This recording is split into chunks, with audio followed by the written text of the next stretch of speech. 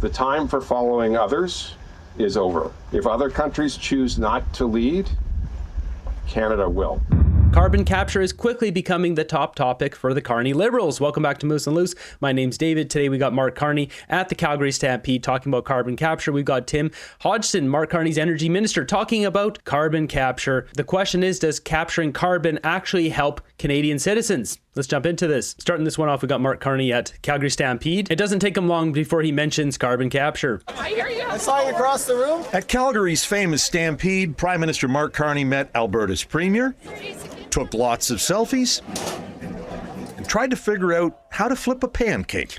There are certain things in my job I'm better at. But one thing Carney hopes he is good at, stemming a rising tide of Alberta's separatism. Part of the conversation is about the amazing opportunities for Alberta today and for Canada today to build. And that's everything from building homes to building new pipelines. It's building carbon capture. It's building carbon capture, there it is. He's got to slip it in. He doesn't want it to be a surprise. He's slipping it in kind of nonchalant. new forms of energy. Carney told Global Calgary's Joel Senek that he understands the frustration some in Alberta have. Carney grew up, after all, in Edmonton. I take things seriously. When people have problems, when people have concerns or grievances, I take them seriously and see which ways. I mean, my job is to help solve problems. I've got a problem, Carney. I want to know what stocks you're invested in. Can you solve that problem? Mark Carney just mentioned new forms of energy. What energy is he talking about? He's talking about green hydrogen, that whole scam that fake conservative Tim Houston is involved in. This whole Everwinds Fuels, Trent Vici, secret meetings, basically a system of creating energy from windmills and then shipping that over to Europe and Germany for them to use. But it's so inefficient. It's like 15-20% efficient. You lose 80% of the energy in the process. Not only that, Halifax Examiner has already gone through this and debunk this as an absolute scam. As it says here, green hydrogen is a gargantuan scam, and they have 2 articles on this. I've already done complete videos on that, so I'll be releasing this chart soon. We're almost there, folks, and I have both the videos lined up right there if you want to learn more about this green hydrogen scam. So Mark Carney talking about new energy source, that's what he's talking about. Carney's biggest problem these days, of course,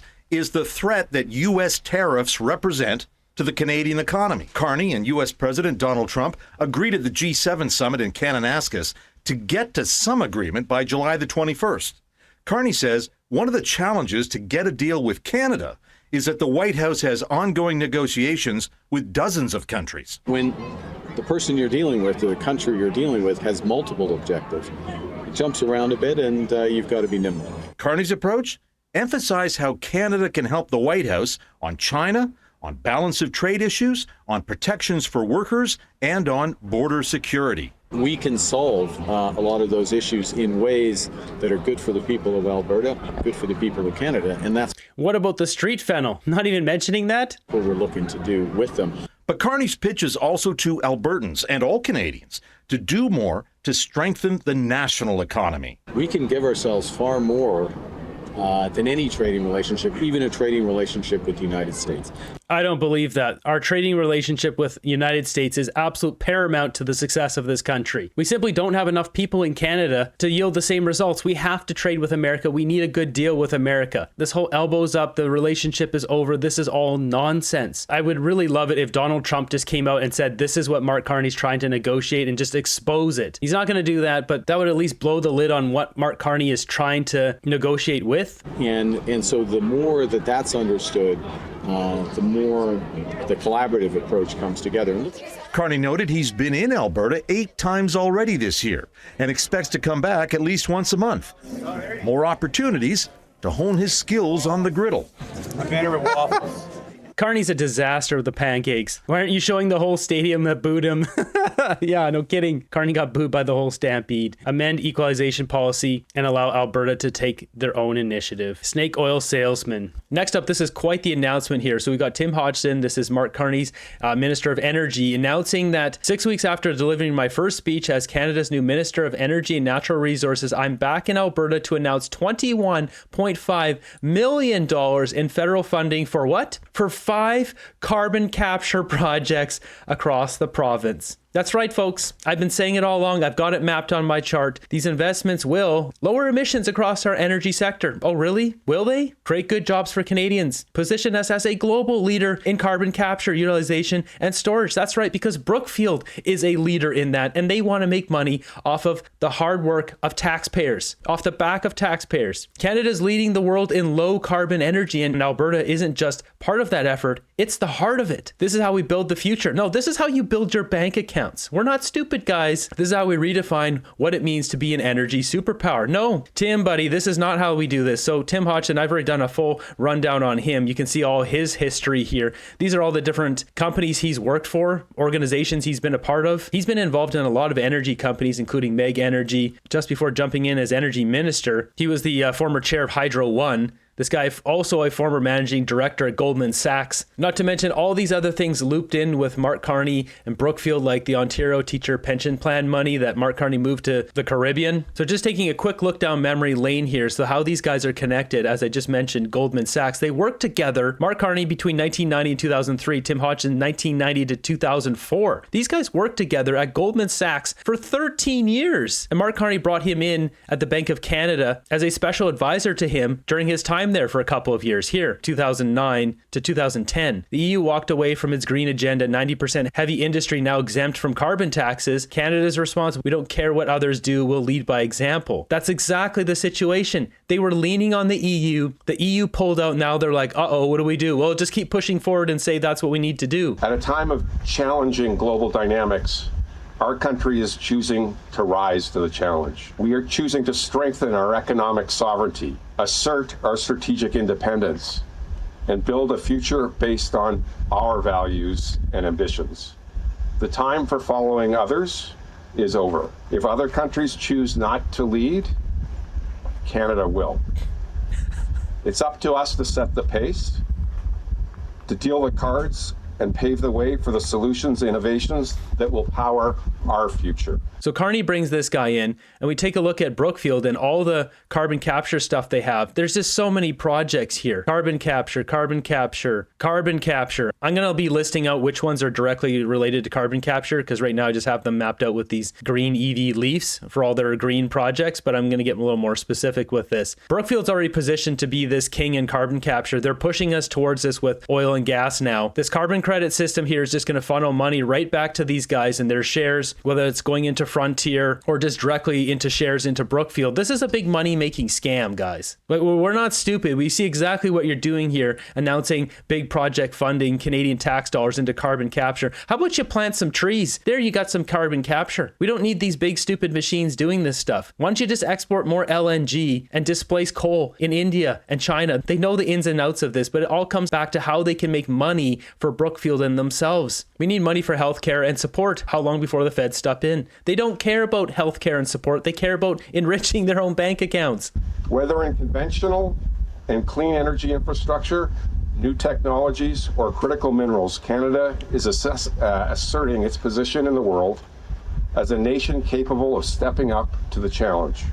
This is a load of crap, and we all know it. What he's doing here is he's going to force oil and gas companies to buy these carbon credits, these machines that suck carbon out of the air, and then they can claim that they're green because some other company did the work of sucking carbon out of the air. It's so dumb. It's so dumb, in fact, that this is just a money-making scam that these guys have set up through Brookfield. They're the world leader in it. They own the stocks. They own the shares. They have the stock options. I mean, Mark Carney, as of December 2024, $6.8 million of stock options in Brookfield. And that's the only ones we know of. That's the straight profits USD converted to Canadian plus the increase in the stock price. It's about 13 million bucks. He probably has a lot more in stocks himself. I'm guessing 20, 30, 40, 50 million dollars in stocks in that company. I don't know. And he should disclose that. He shouldn't be able to hide that information from Canadians. It's absolutely absurd. So Brookfield's going to be sucking a bunch of carbon out of the air using these different technologies here, DAC, bio-oil injection, enhanced rock weathering, synthetic biology, creating these carbon credits and then selling them to oil and gas companies. They'll be forced to buy it. What do you think is going to happen to the price of energy in this country? The oil and gas companies are going to pass that down to us. Things are going to become more expensive. Gas at the pump, more expensive. Heating Canadian homes will become more expensive. This is a direct threat to the Canadian people. Taking responsibility to be masters of our own home, creating wealth for families from coast to coast to coast. supporting our allies' energy security and fighting climate change, and trading according to our own interests, not just based on who are our closest customers. We are moving rapidly to secure our rightful place as a conventional and clean energy superpower.